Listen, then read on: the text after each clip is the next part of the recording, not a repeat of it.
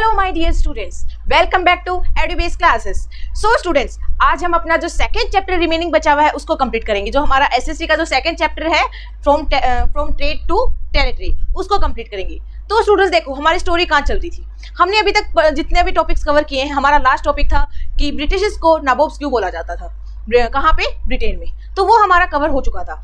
आज हम स्टडी करेंगे कि जो कंपनी का जो रूल था वो कैसे एक्सपेंड हुआ, कैसे कंपनी ने अपना रूल धीरे धीरे अलग अलग जगह पे फैलाया। एंड सेकंड टॉपिक क्या हमारा, what power did the resident have, मतलब रेसिडेंट क्या होते हैं पहले तो हम ये देखेंगे और उनको किस टाइप की पावर थी। सो स्टूडेंट्स, स्टार्ट करते हैं अपना चैप्टर। देखो स्टूडेंट्स, जैसे बोला गया कि एक जो ब्रिटिशर्स की एक मेन बात ये थी कि वो लोग क्या करते थे, कभी भी किसी भी टेरिटरी के ऊपर डायरेक्ट अटैक नहीं करते थे।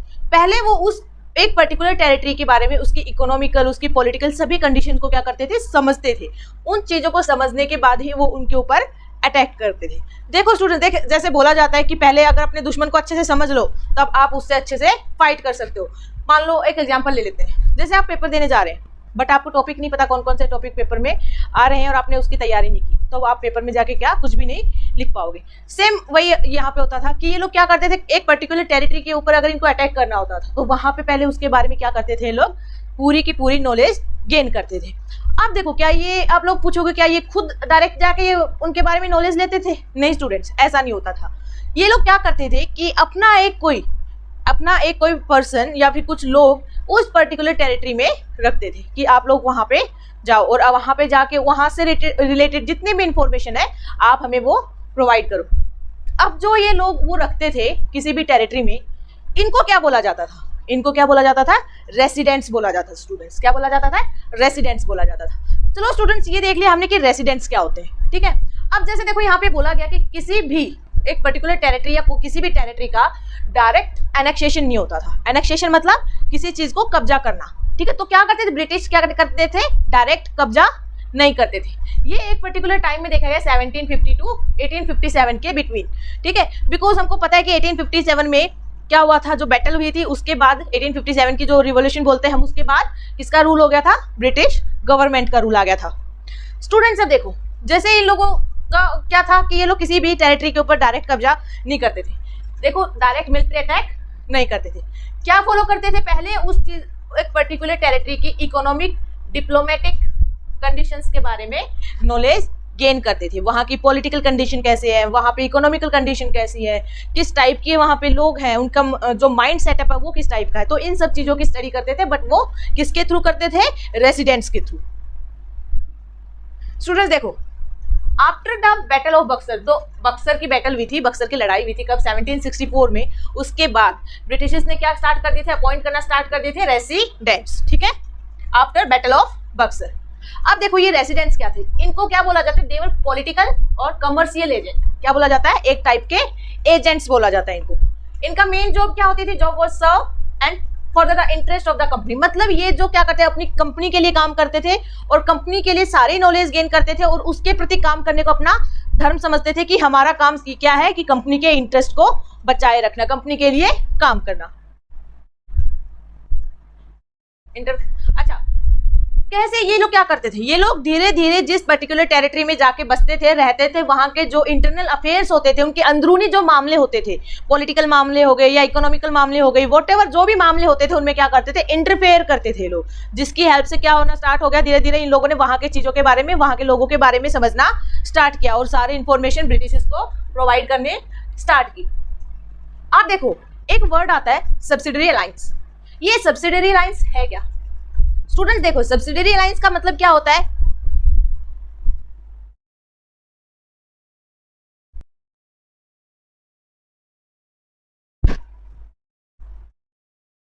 सो स्टूडेंट्स देखो, हमारे पास एक नया वर्ड आता है यहाँ पे, क्या है? अलायंस। एक टाइप की, देखो क्या है? Subsidiary alliance. ये एक टाइप का, आप ये मान लो कि जैसे कोई पॉलिसी होती है, तो इस टाइप की, जैसे हमने पहले ही डिस्कस किया कि ब्रिटिशर्स क्या करते थे, पहले कोई ना कोई पॉलिसी बनाते थे। देखो, ये उनका ना एक पैटर्न था। क्या? अगर आपको सामने वाले के साथ लड़ाई करनी है, ये सोचना है कि सामने वाली जो टेरिटरी का जो नवाब है, जो राजा है, उससे हमको वो टेरिटरी छीननी है या फिर वो राज्य छीनना है, उस पर अपना कब्जा करना है, तो कोई ना कोई आप ऐसी पॉलिसी बना दो जिससे वो डिसएग्री हो जाए, जिससे वहाँ के जो नवाब है वो डिसएग्री हो जाए। तो देखो वो लोग ये पैटर्न फॉलो करते थे, पहले कोई ना कोई ऐसी पॉलिसी बनाते थे वो लोग जिससे वहां के नवाब क्या होते थे, डिसएग्री होते थे। ऑब्वियसली डिसएग्री होंगे तो क्या होगा, उनके बीच कॉन्फ्लिक्ट होगा, उनके बीच झगड़ा होगा, ठीक है, झगड़ा होगा तो बात कहाँ पहुंचेगी, बैटल पे पहुंचेगी। और ये चीज उनको कंफर्मेशन थी इस चीज में, किसको, ब्रिटिशर्स को, कि ऑब्वियसली हम किसी भी बैटल को जीत लेंगे क्योंकि उनके पास एडवांस टेक्नोलॉजी थी उनकी आर्मी में। सो स्टूडेंट, जब बैटल के बाद जब ब्रिटिशर्स जीत जाते थे देन उसके बाद वो लोग क्या करते थे, एक रिटन डॉक्यूमेंट्स पे राजा के साइन ले लेते थे कि अब हमारे ये शर्तें हैं, इन शर्तों के आधार पे आप यहाँ पे रूल कर सकते हो या फिर इस राज्य के अंडर में आप रह सकते हो। तो स्टूडेंट्स देखो, ऐसे ये क्या थी, सब्सिडरी अलायंस, ठीक है। देखो सब्सिडरी अलायंस क्या थी, इसके अकॉर्डिंग ये था कि ब्रिटिश ने रूल बना दिया कि हर राजा को ये बोल दिया गया कि हम आपको अपनी आर्मी देंगे, क्योंकि हमारी आर्मी क्या है, एडवांस टेक्नोलॉजी के हथियार हमारी आर्मी के पास, तो हम आपकी प्रोटेक्शन के लिए आपको अपनी आर्मी देंगे। आप लोगों को हम अपनी आर्मी या फिर आप लोग अपनी खुद की आर्मी रखना हम लोग आपको अलाउ नहीं करेंगे।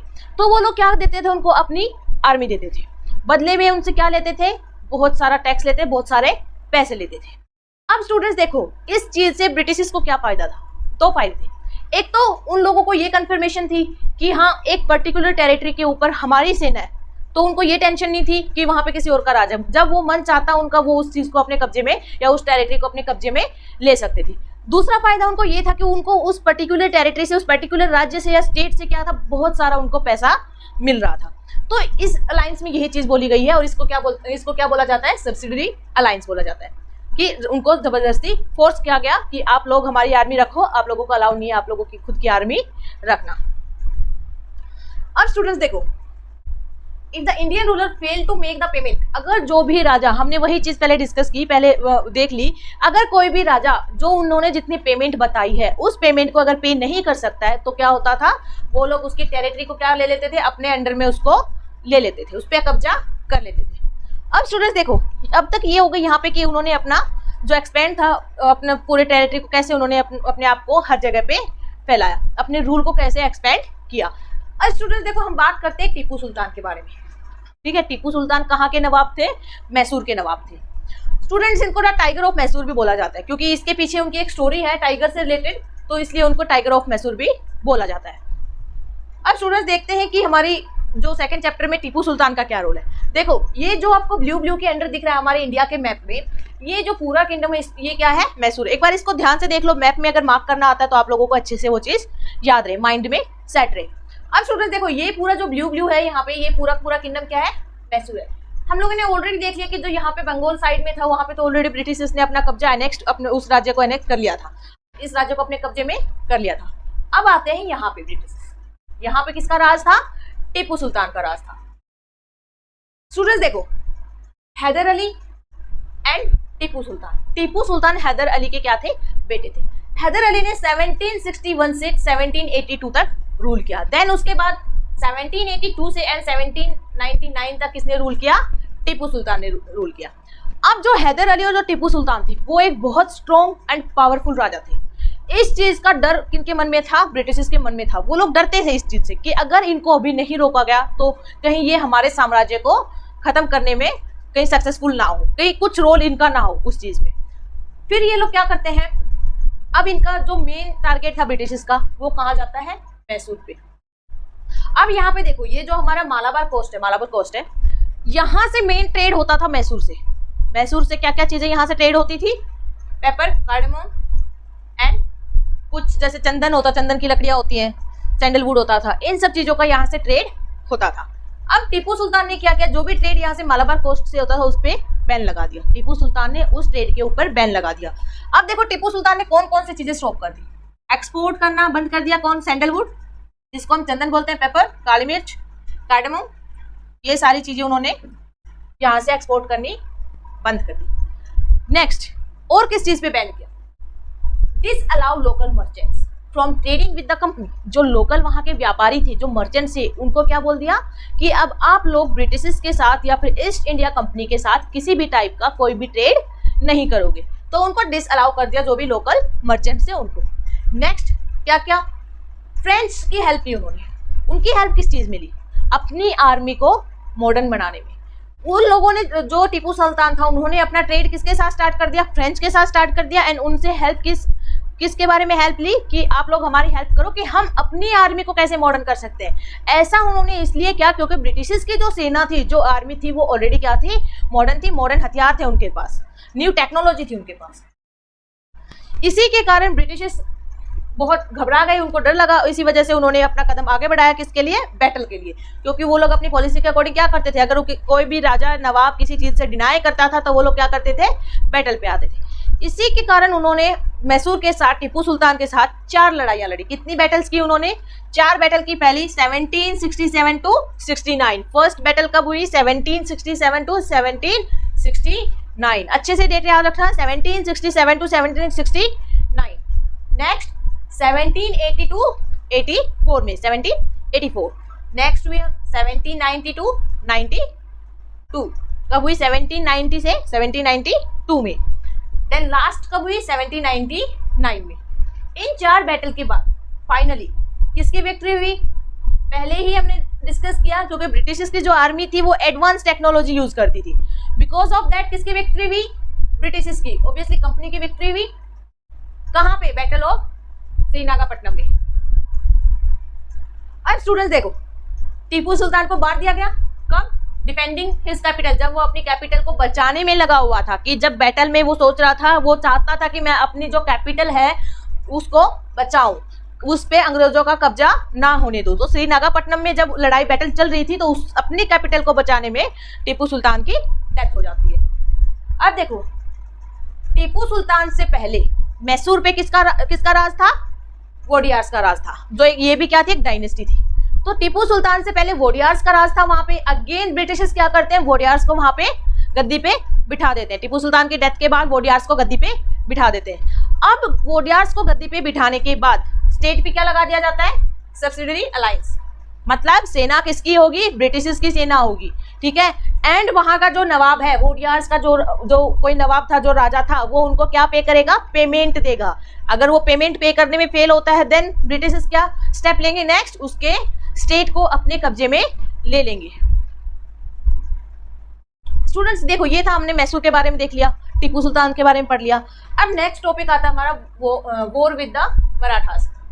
देखो स्टूडेंट्स, यहाँ पे जो वेस्ट इंडिया के मैप में जो वेस्ट बंगाल वाला था वहां पे ब्रिटिशर्स ने कब्जा कर लिया, यहाँ पे मैसूर था वहां पे ब्रिटिशर्स ने कब्जा कर लिया। अब जो ये वाला एरिया बचा हुआ था, यहाँ पे किसका रूल था, मराठास का रूल था, ठीक है। यहाँ पे मेन किसका था, मराठास का था। अब स्टूडेंट्स देखो, from the late 18th century, अभी 18th सेंचुरी के नियर बाय जो मराठास थे वो काफी स्ट्रॉन्ग एंड पावरफुल थे उस एरिया में, उस पर्टिकुलर एरिया में। इस चीज का डर ब्रिटिशर्स के, सेम वही चीज जैसे टीपू सुल्तान से उनको डर लग रहा था कि अब इनकी पावर, उनको लग रहा था भाई टीपू सुल्तान की पावर को कम करना पड़ेगा, उसको कुछ ना कुछ ऐसे करके उसको दबोचना पड़ेगा, उसको उसकी पावर को वीक बनाना पड़ेगा, नहीं तो ये हमारे किंगडम को क्या कर सकता है, खत्म कर सकता है। तो सेम इस टाइप का डर किसके मन में, ब्रिटिशर्स के मन में वापस से आया, किनके लिए, मराठास के लिए, क्योंकि उस टाइम पे मराठास जो थे एक बहुत पावरफुल शक्ति थे, ठीक है, बहुत स्ट्रॉन्ग एंड पावरफुल थे। स्टूडेंट्स देखो, with their defeat in the third battle of Panipat, हमने ये चीज देख चुके हैं, जो थर्ड बैटल, पानीपत की थर्ड बैटल हुई थी कब, 1761 में। तो थर्ड बैटल ऑफ पानीपत में मराठास की क्या हुई थी, हार हो गई थी। In the third battle of Panipat the Marathas dream of ruling from Delhi was centred, मतलब इससे उनका जो ड्रीम था वो क्या हो गया था, एक टाइप से टूट गया था। अब उस बैटल के बाद जो मराठास थे वो क्या हो गए, डिवाइड हो गए। डिवाइड क्यों हो गए, लड़ाई हुई तो सब एक दूसरे को क्या करने, ब्लेम करने लगे, हाँ तो इसका रीजन तुम हो, हारने का रीजन तुम हो, इस टाइप से, ठीक है। तो इस वजह से वो क्या हो गए, अलग अलग डिवाइड हो गए। अब जब डिवाइड हो गए तो उनको क्या बोला जाता था, जो अलग अलग इनके मैनी स्टेट्स के जो चीफ थे उनको सरदार्स बोला जाता था, बिलोंगिंग टू डायनेस्टी, जो हर एक पर्टिकुलर डायनेस्टी से बिलोंग करता था। अब देखते हैं मराठास में कितने डायनेस्टी थे, एक सिंधिया थे, एक होलकर थे, गायकवाड़ थे, देन भोसले थे। ये 4 डायनेस्टी मेन थी उस टाइम पे। अब इन 4 डायनेस्टी, ये चारों डायनेस्टी क्या थी, अलग अलग थी। इन 4 डायनेस्टी को जो मिला के जो डायनेस्टी बनती है, या जो इनके ऊपर जो रूल करता था को उसको क्या बोला जाता है, प्रिंसिपल मिनिस्टर। ये चारों डायनेस्टी मिलके क्या बनाती है, कन्फेडरेसी बनाती है, ठीक है, अंडर है पेशवा। किसके अंडर में, पेशवा के अंडर में, जिसको क्या बोला जाता है, प्रिंसिपल मिनिस्टर बोला जाता है। ना स्टूडेंट्स देखो, अब मराठास के ब्रिटिशर्स के साथ भी वॉर हुए, कितने उनकी मेन कितनी बैटल हुई थी मराठास के साथ, ब्रिटिशर्स की in the first war that ended in 1782 में। देखो बैटल के बाद क्या करते थे, ट्रीटी करते थे, मतलब किसी टाइप का समझौता करते थे, क्योंकि ये एक ब्रिटिशर्स का पैटर्न था। क्या, पहले पॉलिसी क्रिएट करो, then battle and then treaty, ये एक उनका पैटर्न था। जैसे आप लोग देखोगे हर बैटल के बाद जब बैटल्स खत्म होती थी उनकी कोई ना कोई ट्रीटी होती थी। तो उनकी जो ट्रीटी थी सालबाई, जो ट्रीटी थी उनकी सालबाई 1782 में जो फर्स्ट वॉर जो था वो एंड हुआ था तब हुई। उस टाइम उसमें कोई क्लियर विक्टर नहीं था। Next, the second Anglo Maratha war कब हुई था, 1803 to 1805। कहाँ different, resulting in the British gaining Odisha and, अच्छा इसमें देखो सिंपल वे में देखते हैं इसमें क्या होगा, Odisha and the territories north of the Yamuna river. जो ओडिशा और जो नॉर्थ यमुना रिवर का जो साइड का एरिया थे वो ब्रिटिशर्स ने अपने कब्जे में ऑलरेडी वहां पे ले लिया था, इंक्लूडिंग आगरा एंड दिल्ली। जो थर्ड एंग्लो वॉर हुआ था 1817 to 19, उन्होंने मराठा क्रश कर दिया था, मराठा पावर को। अगर मराठा क्या हो गए थे, हार गए थे। Finally the third Anglo Maratha war of 1817 to 19 crush Maratha power. जो मराठा की जो पावर थी एक टाइप से बिल्कुल खत्म हो गई, क्रश बोलते हैं जिसको कुचल दिया गया हो। तो उस वॉर में मराठास की जो पावर थी वो एक टाइप से ब्रिटिशर्स ने क्या कर दी, उसको कुचल दिया, उसको खत्म कर दिया। The Peshwa was removed. अब पेशवा को क्या कर दिया, हटा दिया गया। और कहाँ भेज दिया गया, पेशवा को हटाने के बाद बिठूर भेज दिया गया। कहाँ पे है, कानपुर में, विद पेंशन। पेशवा को बोला भाई अब आप बुजुर्ग हो गए हैं, आप गद्दी से हटो, बिठूर जाओ, आराम से रहो, वहां पे आपको पेंशन दे दी जाएगी। एक टाइप से उनको वहां से भगा दिया गया। अब कंपनी का वहां पे कंप्लीट कंट्रोल हो चुका था साउथ ऑफ विंध्यास। जो विंध्यास के साउथ में थे उस टाइप जो एरिया था मराठास का जितना भी, वहां पे कंपनी का कंप्लीटली वहां पे कंट्रोल स्थापित हो गया था, इस्टेब्लिश हो गया था। अब स्टूडेंट देखो एक और क्लेम होता है क्या, एक पॉलिसी आती है पैरामाउंसी। अब ये पैरामाउंसी क्या है, इसका मतलब एक ऐसे थिंकिंग कि ब्रिटिशर्स को ये लग रहा था कि अब हमने इनफ टेरिटरीज को जीत लिया, अब हम इतने पावरफुल हो चुके हैं कि हमारा सामना कोई भी नवाब या राजा नहीं कर सकता। अगर इन द केस, ये जो पैरामाउंसी जो थे कौन लेके आए थे, लॉर्ड हेस्टिंग्स लेके आए थे, ठीक है, जो कि उस टाइम पे गवर्नर जनरल थे 1813 से 1823। कौन लेके आए थे, लॉर्ड हेस्टिंग्स लेके आए थे। कब गवर्नर जनरल थे ये, 1813 to 1823। सो स्टूडेंट्स मेन इसमें जो थिंकिंग थी वो यही थी कि हम लोग इतने पावरफुल हो चुके हैं कि हम किसी भी बैटल में इजीली जीत जाएंगे। अगर कोई स्टेट हमारे विरुद्ध लड़ता है या हमें ये लगता है कि ये स्टेट हमारे लिए खतरा है, ठीक है, order to protect is interest, या फिर हमारे इंटरेस्ट के लिए, हमारे ट्रेड के लिए, बाकी हमारे जो भी चीजें हैं उनके लिए खतरा है, तो हम क्या कर सकते हैं, उसको एनेक्सिंग कर सकते हैं, या एनेक्सिंग करा उसको कब्जे में ले सकते हैं, या फिर उनको कब्जे में लेने की धमकी दे सकते हैं, बिकॉज हम ऑलरेडी बहुत पावरफुल है। कंटिन्यू ये पॉलिसी चलती रही, ये उनका माइंड चलता रहा। अब देखो तो how did not go unchallenged, ये हमारे लिए इतने इंपॉर्टेंट नहीं है। अब स्टूडेंट देखो in the late 1830 the East India Company become very about Russia. अब स्टूडेंट देखो जो 1830s था, 1830s में क्या हुआ कि ब्रिटिशर्स को ना डर लगने लगा किस चीज से, कि उस टाइम पे जो एक बोलते हैं कि इम्पोर्टेंट पावर जो उभर रही थी वो थी रशिया। रशिया मतलब एक पावरफुल कंट्री उस टाइम पे सामने आ रहा था। तो ब्रिटिशर्स को ये डर लगने लग गया कि कहीं रशिया अफगानिस्तान के थ्रू हमारे यहाँ, हमारे इंडिया, इस ब्रिटिश इंडिया में पहुंचकर कहीं इस पे कब्जा न कर ले। इसी डर के कारण जब उनको इस चीज का वेरिड हुए, वो डर हुआ उनको, तो उन्होंने क्या सोचा कि जो इंडिया के जो ये वाला एरिया है अफगानिस्तान वाला, इसके ऊपर क्या कर लेते, क्यों ना हम पहले वहां पे जाके कब्जा कर ले और वहां पे अपना कंट्रोल एस्टेब्लिश कर ले। तो उन्होंने फिर से एक वॉर के साथ, अफगानिस्तान के साथ एक वॉर किया, कब 1838 to 1842 and establish indirect company rule. मतलब वॉर किया कहाँ पे, अफगानिस्तान के साथ, ठीक है, वहां पे जीतने के बाद अपना इनडायरेक्ट कंट्रोल वहां पे एस्टेब्लिश कर दिया। मतलब डायरेक्ट कंट्रोल स्थापित नहीं किया उन्होंने, डायरेक्ट कंट्रोल एस्टेब्लिश नहीं किया वहां पे। कौन सा कंट्रोल किया, इनडायरेक्ट कंट्रोल किया। अब स्टूडेंट्स देखो बैटल जीतने के बाद जो वहां सीन था वो टेकन ओवर, कब्जा कर लिया गया, कब 1843 में। अब उन्होंने सोचा वहां पे कब्जा करने के बाद नेक्स्ट इन द लाइन वो पंजाब। नेक्स्ट कौन था उनके पास, पंजाब था, कि पंजाब पे वो लोग कब्जा करने की सोच रहे थे। बट मतलब 1839 तक वो सोच रहे थे पंजाब पे कब्जा करने की। But the presence of Maharaj Ranjit Singh, but वहां के जो राजा थे, कौन थे, महाराज रंजीत सिंह, वो एक बहुत पावरफुल राजा थे, जिसकी वजह से उन्होंने जो अपना जो सपना था पंजाब पे कंट्रोल करने का वो उन्होंने छोड़ दिया। ठीक है स्टूडेंट्स, ब्रिटिशर्स ने जो अपना सपना था वो छोड़ दिया और वापस वहां से बैक चले गए। आफ्टर हिज डेथ अब जब राजा जी की डेथ हो गई, राजा मर गए, तो उसकी डेथ का कोई ना कोई फायदा तो ब्रिटिशर्स उठाएंगे, क्योंकि यही तो वो लोग चाहते थे कि अगर उस टाइम पे वो लोग कब्जा नहीं कर पाए तो उसकी डेथ के बाद, क्योंकि राजा जब मर गया तो प्रजा ऑटोमेटिक क्या हो जाएगी, वीक हो जाएगी। एक वॉर के थ्रू सिख किंगडम पे उन्होंने अपना कब्जा कर लिया। कब? 1849 में। कब कब्जा किया? 1849 में राजा की डेथ के बाद जो सिख किंगडम था उसके ऊपर कब्जा ब्रिटिशर्स ने अपना कर लिया। अब नेक्स्ट आता है डॉक्ट्रिन ऑफ लैप्स। एक और ट्रीटी हो गई या फिर एक पॉलिसी मान लो, डॉक्ट्रिन ऑफ लैप्स। और जो न्यू एडमिनिस्ट्रेशन स्टार्ट किया उसके बाद ये हमारे हैं दो नए टॉपिक, इसको डिस्कस करते हैं। अब स्टूडेंट्स ये देखो, डॉक्ट्रिन ऑफ लैप्स क्या थी। देखो जो डॉक्ट्रिन ऑफ लैप्स थी ये एक इस टाइप की पॉलिसी थी कि जो इसके अकॉर्डिंग ये था कि किसी भी स्टेट का अगर राजा का खुद का कोई भी मेल मेयर नहीं है, ठीक है, तो वो जो स्टेट है वो किसके अंडर में आ जाएगा, ऑटोमेटिकली ब्रिटिश के कब्जे में आ जाएगा। अब male heir in the sense मतलब ये हो गया किसी भी राजा का बेटा नहीं है, आगे वंश चलाने के लिए, उसकी पीढ़ी चलाने के लिए बेटा नहीं है, तो क्या होगा कि वो स्टेट का जब उनको ये पता चलेगा ब्रिटिश को कि हाँ इसका कोई वंशज नहीं है आगे राजा बनने के लिए, तो वो उस स्टेट को ऑटोमेटिक अपने कब्जे में ले लेते थे। फाइनल वेव ऑफ एनेक्सेशन कब हुई? फाइनल लॉर्ड डलहौजी ने स्टार्ट की थी। किसने की थी? लॉर्ड डलहौजी ने। उस टाइम पे लॉर्ड डलहौजी क्या थे? गवर्नर जनरल थे। कौन से टाइम के बिटवीन? 1848 से 1856 के बिटवीन कौन थे? लॉर्ड डलहौजी थे।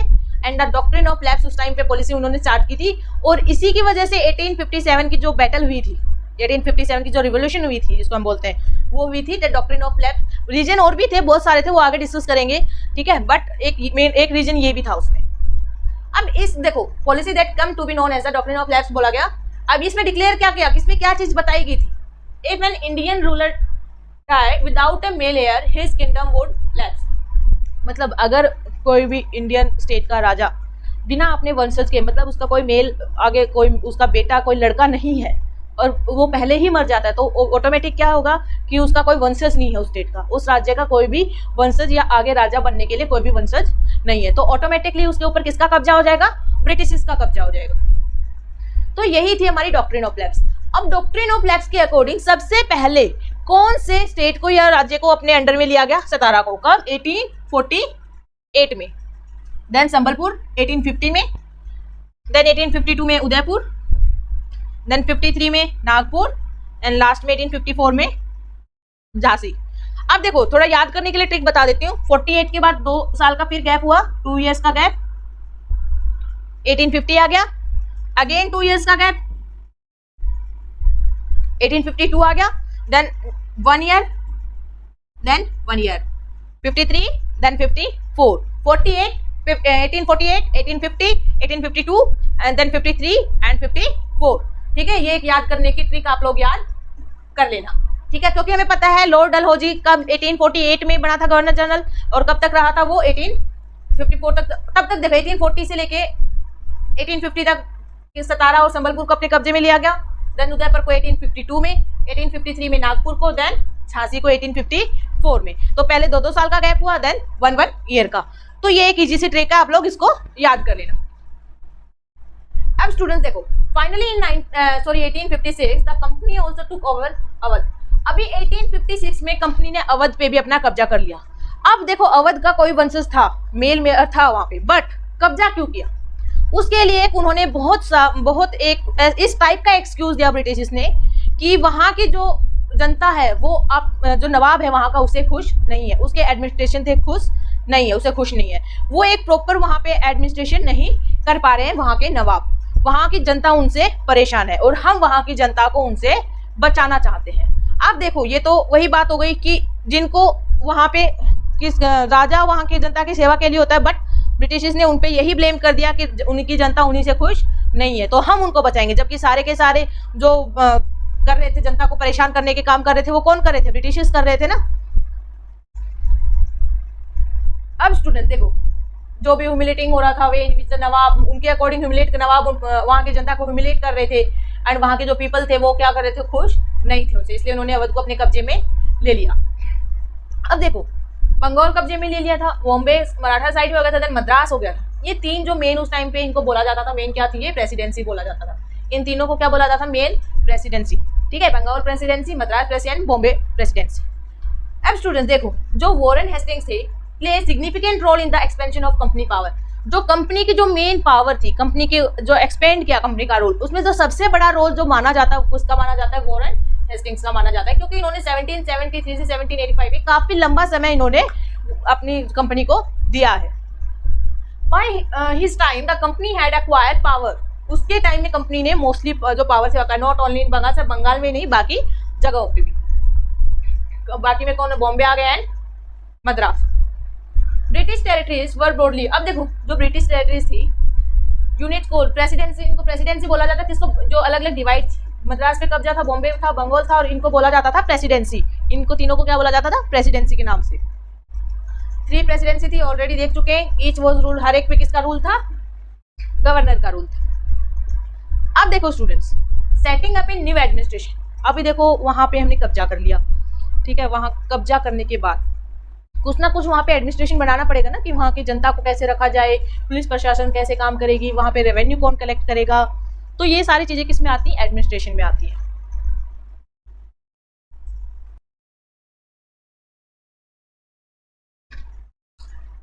ठीक है स्टूडेंट्स, ये सारी चीजें किस में आती हैं, किस में आएंगी, सारी चीजें एडमिनिस्ट्रेशन में आएंगी। अब उस चीज को चलाने के लिए, वहाँ पे एडमिनिस्ट्रेशन चलाने के लिए कुछ ना कुछ रूल्स एंड रेगुलेशन बनाने पड़ेंगे। तो उस चीज के लिए एक पर्टिकुलर क्या उन्होंने वे या क्या एक रास्ता अपनाया था। अब देखो जस्टिस का जो सिस्टम था वो किस टाइप का था। 2 टाइप के कोर्ट उन्होंने बनाए गए थे, एक था क्रिमिनल कोर्ट, एक था सिविल कोर्ट। क्रिमिनल कोर्ट को जो फौजदारी अदालत भी बोला जाता था, क्या, फौजदारी अदालत भी बोला जाता था। क्रिमिनल कोर्ट में मेन ऐसे मुद्दे लेके जाए जाते थे, जैसे किसी के मर्डर हो गया या चोरी से रिलेटेड हो गया, तो इस टाइप के केस होते थे, वो किसमें होते थे, क्रिमिनल कोर्ट में होते थे। नेक्स्ट हमारी सिविल कोर्ट। सिविल कोर्ट में जैसे जमीन से रिलेटेड मामला हो गया, तो इस टाइप के जो मामले होते थे वो किसमें आते थे, सिविल कोर्ट में आते थे। इसको दीवानी अदालत भी बोलते थे। अब देखो स्टूडेंट, जो हमारी क्रिमिनल कोर्ट थी वो किसके अंडर में थी, under the supervision of collectors. किसके सुपरविजन में थी, कलेक्टर्स के सुपरविजन में थी। But criminal court were still under a qazi and a mufti. अब ऑलरेडी जो पहले से सिस्टम चला आ रहा था मुगल के समय से, कि जो क्रिमिनल कोर्ट थी उसमें किसके अंडर में आती है क्रिमिनल कोर्ट, काजी एंड मुफ्ती। एंड ये जो काजी एंड मुफ्ती थे ये किसके सुपरविजन में काम करते थे ब्रिटिश के टाइम पे, किसके सुपरविजन में, कलेक्टर्स के सुपरविजन में। मेन जो उसके ऊपर देख रेख करने वाला था वो कलेक्टर था, एंड जो वहां पे अंडर किसके अंडर में आते थे वो काजी एंड मुफ्ती। यहाँ पे कलेक्टर हो गए, और कलेक्टर के अंडर में 2 चीजें कौन आ गए, काजी एंड मुफ्ती। इन दोनों के अंडर में क्या आती थी, क्रिमिनल कोर्ट। ठीक है स्टूडेंट, समझ में आई चीजें, क्या चीज समझ में आई, हमारी क्रिमिनल कोर्ट। क्रिमिनल कोर्ट किसके अंडर में आ रही है, काजी एंड मुफ्ती के अंडर में आ रही है, काजी और मुफ्ती किसके अंडर में है, कलेक्टर के अंडर में है। नेक्स्ट हमारी हो गई सिविल कोर्ट। अब देखो सिविल कोर्ट क्या थे, European district collectors president over civil court. ये किसके अंडर में आते थे, यूरोपियन जो डिस्ट्रिक्ट कलेक्टर्स थे। मौलवीज एंड हिंदूज पंडित जो थे वो इंटरप्रेट करते थे वहां के लॉज की, हिंदू के अकॉर्डिंग और मुस्लिम्स के अकॉर्डिंग लॉ के क्या चीजें ऐसी हैं जो उनमें बोली जाती है, कहीं कॉन्फ्लिक्ट ना हो जाए उन लोगों के, जो वो लोग क्या सुनाते थे, डिसीजन सुनाते थे उसके अकॉर्डिंग। अब स्टूडेंट देखो उनका जो एडमिनिस्ट्रेशन था वो काम कैसे करता था। जो प्रिंसिपल फिगर और जो मेन जो इंडियन डिस्ट्रिक्ट के जो कलेक्टर थे वो अपनी हेल्प के लिए किन किन लोगों को रखते थे, पुलिस ऑफिसर्स, दरोगा, जज। ठीक है, अभी कलेक्टर का काम क्या होता था, main job was collect revenue. Collector का काम क्या होता था, जो रेवेन्यू होता था उसको कलेक्ट करना एंड टैक्सेस को कलेक्ट करना। नेक्स्ट क्या काम था उनका, maintain law and orders in his district. एक पर्टिकुलर जिस डिस्ट्रिक्ट में वो अपॉइंट किए गए हैं उस डिस्ट्रिक्ट में लॉ एंड ऑर्डर्स को मेंटेन करना। अब उसकी है लॉ एंड ऑर्डर्स को मेंटेन करने के लिए कौन होते हैं, आज भी पुलिस होते हैं, दरोगाज होते हैं, ये सब उनकी हेल्प के लिए होते थे। स्टूडेंट्स अब ये हमारा हो गया लास्ट टॉपिक रिमेनिंग है द कंपनी आर्मी। ठीक है, इसमें हम पढ़ेंगे कि कंपनी ने अपनी आर्मी, अब उन्होंने एडमिनिस्ट्रेशन चलाना है तो एडमिनिस्ट्रेशन में आर्मी भी आ गई, क्योंकि अपनी खुद की आर्मी भी उनको बनानी पड़ेगी। अब देखो यहाँ देखो स्टूडेंट्स, कंपनी की आर्मी, पहले जो कंपनी की आर्मी थी वो किस बेस पे काम कर रही थी, जो मुगल्स की जो आर्मी थी, जो आर्मी जैसे कैवेलरी, जिसको कैवेलरी बोला जाता था, कि उस कैवेलरी क्यों बोला, क्योंकि वो लोग तलवारबाजी करते थे, तीरंदाजी करते थे, भाला चलाते थे, तो पहले लड़ाइयाँ वो लोग ऐसे ही लड़ते थे। बट जैसे उस टाइम उनको बोला जाता था sepoy army. As warfare technology change 1820s, जैसे मुगल के टाइम की जो आर्मी थी वो पुरानी टेक्नोलॉजी जैसे भाला यूज करती थी, तलवार यूज करती थी, तीरंदाजी करती थी। बट 1820 के बाद टेक्नोलॉजी क्या हो गई थी, चेंज हो गई थी।